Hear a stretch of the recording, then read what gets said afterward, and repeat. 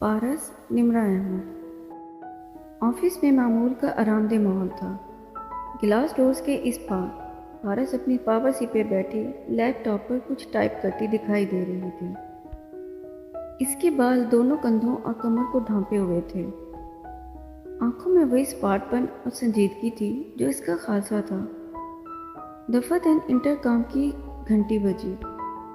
इसे मसरूफ अंदाज में स्क्रीन को देखते हुए रिसीवर कान से लगाया। यस, मैं रिसेप्शन से फ़िज़ा बात कर रही हूँ मैम। फ़िज़ा, क्या आपको मालूम नहीं कि माँ सिवाय किसी बहुत अहम काम के आप मुझे डिस्टर्ब नहीं करेंगे? इसने खुश्क लहजे में पूछा। आई एम सॉरी मैम, मगर एक साहब आपसे मिलने आए हैं, शुजात ताहिर अली। क्या मैं इनको आपके ब्लॉक में भेज दूँ? पारस की आंखों में इसराब दर आया। बेख्तियार इसने दांत से निचला होंठ काटा। जी भेज दें। इसने रिसीवर रख दिया। चेहरे पर नाकाबिले फहम तासरात थे। चंद लम्हे वह मुस्तरब सी बैठी रही, फिर फ़ोन उठाया। इसके गिलास डोर्स के बाहर बैठी सेक्रेटरी का इंटरकॉम बजा। इसने फुर्ती से रिसीवर कान से लगाया। यस मैम, अभी शुजात ताहिर नाम के एक साहब आएंगे, इन्हें अपने पास रोक के रखिएगा और जब तक मैं ना कहूँ इन्हें अंदर मत भेजिएगा। क्या मेरी बात आपको समझ आ गई है? सेक्रेटरी ने दरवाजे के पार पारस को देखा जो इसे देख रही थी, फिर इस्बात में सर हिला दिया। जी बिल्कुल मैम। पारस ने रिसीवर वापस रखा और लैपटॉप साइड टेबल पर रखकर रुख मोड़ लिया, यूं कि बाहर से इसकी कुर्सी और सर की पुश्त दिखाई दे। वो लैपटॉप स्क्रीन को देखती अपनी टाइपिंग का शीशा वहीं से जोड़ने लगी जहाँ से टूटा था, मगर अब इर्तिकाज भी टूट चुका था। वो जिस तरह बैठी थी यहाँ से इसे दीवार से लगा बुक शेल्फ सामने दिखाई देता था। बुक शेल्फ के चमकते शीशे में बाहर सेक्रेटरी बैठी नजर आ रही थी। अलबत्ता बाहर से देखने पर पारस का अक्स नजर नहीं आता था। इसने दोबारा टाइप करने की कोशिश की, मगर चेहरे पर दर आई न जाने कैफियत, इज़्तिराब, दबा दबा सा गुस्सा, नागवारी, ये सब जज्बात मिलकर जैसे इसे काम नहीं करने दे रहे थे। वो लैपटॉप के टच पैड पर उंगली फेरती हुए तवज्जो से इधर इधर की चीज़ें देखने लगी। करीबन 10 मिनट गुजरे या शायद 15, जब इसे शीशे में झलकते अक्स में वो आता दिखाई दिया। पारस ने नजरें स्क्रीन पर रखी, अलबत्ता कन अखियों से इसे बाहर का सारा मंजर दिखाई दे रहा था। वो सीधा पारस के ऑफिस की तरफ बढ़ा। बजाय स्क्रीन को देखती पारस के असाब तन गया, मगर वो आधे रास्ते में था जब सेक्रेटरी खड़ी हुई। सर प्लीज़, आप अंदर नहीं जा सकते, मैडम मसरूफ़ हैं। शुजा रुका और हैरत से इसे देखा, मगर रिसेप्शन पे मुझे कहा गया कि मैं जा सकता हूँ। जी सर, आप मैडम का इंतज़ार कर सकते हैं, वो जब फारिग होंगी आपको बुला लेंगी, बैठिए। वो सामने कुर्सी की जानिब इशारा करते हुए खुद भी वापस बैठी। शुजा ने तजज्जुब से शीशे के बंद दरवाजों के पार दिखती इसकी कुर्सी की पुश्त को देखा, फिर सुस्त रूह से कुर्सी खींची और इस पर बैठ गई। आप प्लीज़ इन्हें मतलब कर दीजिए कि शुजा ताहिर अली आए हैं। सर, इनको मतलब किया जा चुका है, मगर जैसा कि मैं पहले कह चुकी हूँ वो बेहद मसरूफ़ हैं। इनका ऑर्डर है कि जो कोई भी हो इंतज़ार करो। वो पेशा वराना मुस्कुरा के साथ कहती वापस बोर्ड की तरफ मुतवज्जो हो गई। शुजा ने अचंभे से दोबारा पारस की खिदमत देखा, फिर कलाई पर बंधी घड़ी को और फिर गहरी सांस लेकर जैसे इंतजार करने लगा। पारस के तने असाब कदरे ढीले पड़ गए। वो कन अक्यों से मुसलसल बाहर बैठे शुजा पे नजर रखे, बज़ाहिर फिर से काम में मसरूफ हो गई। अब कि इसको ज़्यादा तंगोदार नहीं करनी पड़ी और जल्दी जहन काम में दोबारा फोकस करने लगा। फियर ऑफ अननोन जब तक सामने ना आए, इंसान यूं ही मंजर बदलता है। एक दफ़ा सामना कर लो तो पता चलता है कि वो तो सिर्फ हवा का झोंका था, जिसकी दूर से आती आवाज़ डराती है, डराती है, मगर ना इसका कोई वजन होता है और ना ही कोई जोर। कीबोर्ड पर चलते इसके हाथ तेज हो गए। वो अब पहले से बेहतर तवज्जो के साथ काम कर रही थी। अलबत्ता गए बगैर बुक शेल्फ के शीशे में झलकता अक्स भी देख लेती। किताबों के ऊपर छुपा वो मंजर वैसा ही था। वो बहुत बेचैनी से इंतजार कर रहा था। पारस का ज़हन फिर भटकने लगा। इसकी आंखों के सामने यादों का रोड मैप अपने तमाम साइन बोर्ड के साथ फैलने लगा। पारो, पारो, وہ نیم روشن کمرے کے ایک کونے میں میز ڈالے کتابیں پھیلائے بیٹھی تھی، سر جھکائے وہ توجہ سے قلم چلا رہی تھی جب باہر سے رافیہ اسے پکارتی نظر آئی۔ اندر آ گئی۔ شجاع کی تیسرے نمبر کی بہن رافیہ دروازے میں کھڑی تھی۔ ہاں رافیہ کیسی ہو؟ وہ زبردستی سی ذرا سی مسکرائی۔ بالکل ٹھیک، پتہ ہے بھائی پہنچ کے برطانیہ۔ اس نے دوسری سانس ہی نہیں لی اور نئی خبر اگل کر میز کے کنارے پر آ ٹکی۔ اچھا، اچھی بات ہے۔ اس کی جبری مسکراہٹ پھیکی پڑ گئی، آنکھوں میں مبہم سا تاثر آیا، جیسے معلوم نہ ہو اسے خوش ہونا چاہیے یا نہ خوش۔ صبح پہنچا ہے، بس 1 منٹ کی کال ہے، جلدی جلدی خیریت بتائی اور ہم سب کی خیریت پوچھی اور فون بند کر دیا۔ ہاں تمہارا بھی پوچھا۔ وہ سر ہلا کر اپنے کھلے رجسٹر کو دیکھنے لگی۔ رافیہ بے نیازی سے بولے جا رہی تھی، پتہ ہے وہاں یہ اونچی اونچی عمارتیں ہوتی ہیں، بھائی تو بڑا خوش ہے، کہہ رہا تھا کہ آرام سے سیٹل ہو جائے گا، پھر خط لکھے گا، فون بھی کرے گا، ایسے بھی واہ واہ بھیجے گا، ہمارے تو دن پھر جائیں گے۔ آمین۔ وہ رجسٹر کے صفحے کا کنارہ مروڑنے لگی، پھر جیسے رافیہ سے نگاہ نہ ملانا چاہتی ہو، جیسے اندیشہ ہو کہ اس کی نگاہوں کا تاثر تک وہ نوٹ کر کے بھائی کو بتائے گی۔ اماں کہہ رہی تھی پہلے گھر کا پلستر کروائیں گی، پھر نیا سامان ڈلوائیں گی، اوپر کا پورشن بھی نیا بنوانا ہے۔ بھائی کی جب شادی کریں گے تب تک وہ پورشن لچ پچ تیار ہوگا۔ ہے پتہ نہیں اب بھائی کسی گھوڑی کو بیاہ نہ لائیں، پیسے لے بھی آئیں تو کوئی حرج نہیں، ہماری تو پورے محلے میں واہ واہ ہو جائے۔ آہو، جیسے گوڑیاں تو انتظار میں تھی نا کہ کب تیرا غریب سوکھا سڑا بھائی غیر قانونی طریقے سے آئے اور وہ اس پہ قبضہ کر لیں۔ روزہ مائی نے گزرتے ہوئے سن لیا اور دروازے سے گردن نکال کر تبصرہ کرتی یہ جا وہ جا۔ پارس نے قدرے گڑبڑا کر رافیہ کو دیکھا مگر اس نے تنفس سے ہوں کر کے سر جھٹکا۔ لوگوں سے بنا کسی کی خوشحالی ہضم نہیں ہوتی، جل ککرے نہ ہوں تو۔ وہ پارس پہ ایک گہری نظر ڈال کر بولی جیسے زیر تاب صرف روزہ مئی نہ ہو بلکہ پارس بھی ہو۔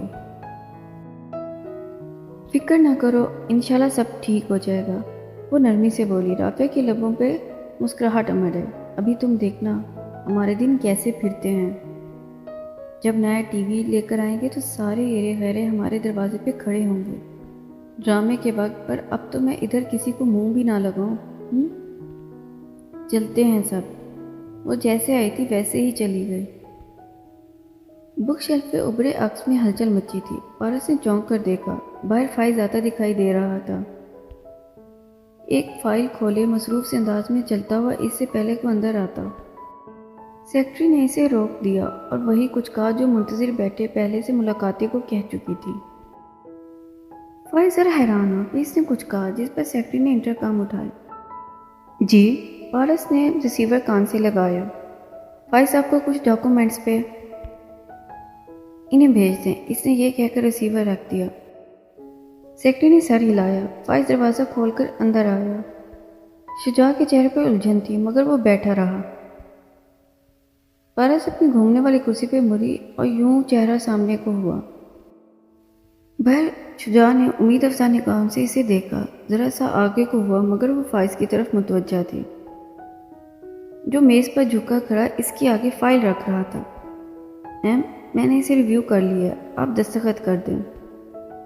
پارس نے ہولڈر سے سبز پین نکالا اور ایک کے بعد ایک دستخط کرنے لگے۔ فائز نے جھکے جھکے پارس کا چہرہ غور سے دیکھا، پھر پیچھے مڑ کر شجاع کو اور پھر دوبارہ پارس کو۔ میم آپ مصروف تھی شاید، مس ثانیہ نے آپ کو آگاہ نہیں کیا، آپ کے کزن شجاع آئے ہوئے ہیں، انہوں نے ریسیپشن پر بتایا تھا کہ وہ آپ کے کزن ہیں، کیا میں جاتے ہوئے انہیں اندر بھیج دوں؟ دستخط کرتا پارس کا ہاتھ رکا، اس نے نگاہیں اٹھا کر فائز کو دیکھا، خاموش مگر گھورتی ہوئی نظر۔ سوری میم، وہ گڑبڑا گیا، اس کی آنکھوں کا سحر اور جلال۔ فائز نے سر جھکا دیا۔ پارس دوبارہ دستخط کرنے لگی۔ تھینکس۔ کام ختم ہوا، فائز نے فائل اٹھائی اور نگاہ ملائے بغیر باہر نکل گیا۔ البتہ جاتے ہوئے اس نے ایک گہری نظر شجاع پر ڈالی تھی۔ پارس دوبارہ ٹائپنگ جاری کرتی مگر اس دوران فون آ گیا۔ اسے ہوٹل کے ایک رہائشی بلاک کا وزٹ کرنا تھا، وہاں تعمیراتی کام جاری تھا اور اسے تسلی کرنی تھی۔ وہ اپنا پرس، فون اور گلاسز اٹھائے اپنے آفس سے باہر نکلی۔ گلاسز گریبان میں اٹکاتے ہوئے اس نے باہر بیٹھے شجاع کو دیکھا جو فوراً اٹھ کھڑا ہوا۔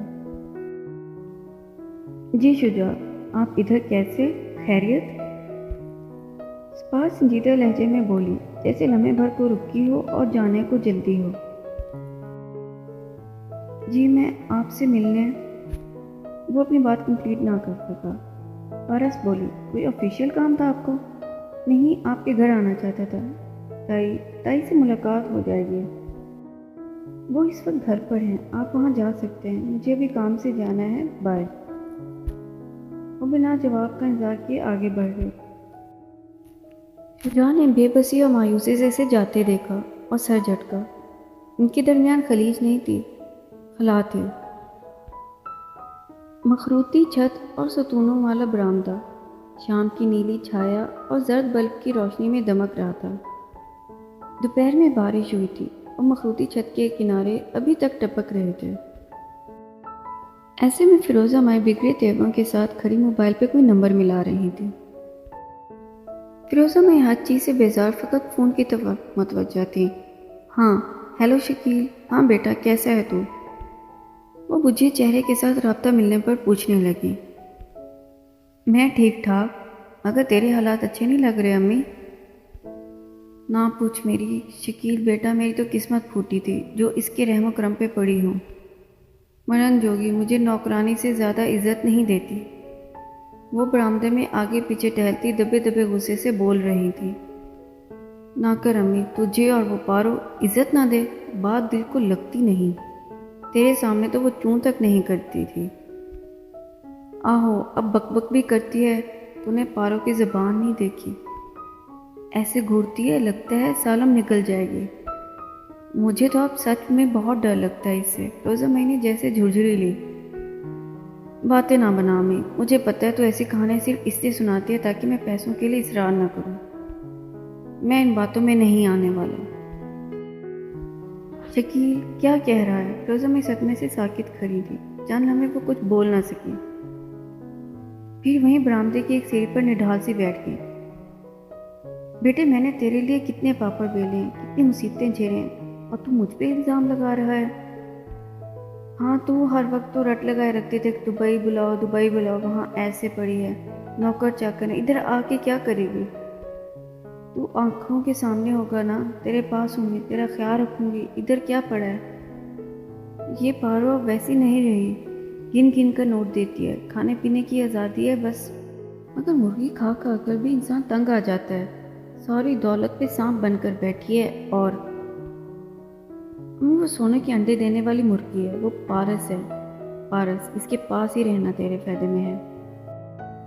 زور زبردستی سے اپنے لیے بھی نکلوائے کر اور میرے لیے بھی۔ وہ بے پرواہی سے بول رہا تھا۔ فیروزہ میں ضد ہو گئی، کب سے بکے جا رہی ہوں، وہ نہیں دیتی، چند ہزار ہوتے ہیں تب بھی شاید دے دیتی، مگر جتنے تم مانگ رہے وہ کبھی نہیں دے گی۔ شکیل چند لمحوں کے لیے خاموش ہو گیا، پھر بولا، پارو اتنی کیسے بدل گئی؟ مجھے کیا پتا، ہمیشہ ڈر رہتا تھا کہ اس کی زبان نہ کھل جائے کہیں۔ کالج ختم ہوا تب بھی اعتماد آ گیا تھا، مگر میرے سامنے مجال تھی جو چوں بھی کرے۔ میں آنکھیں دکھاتی تو وہ سہم جاتی، سر جھکا دیتی، مگر کیڑے پڑے اس بڈھے کی قبر میں۔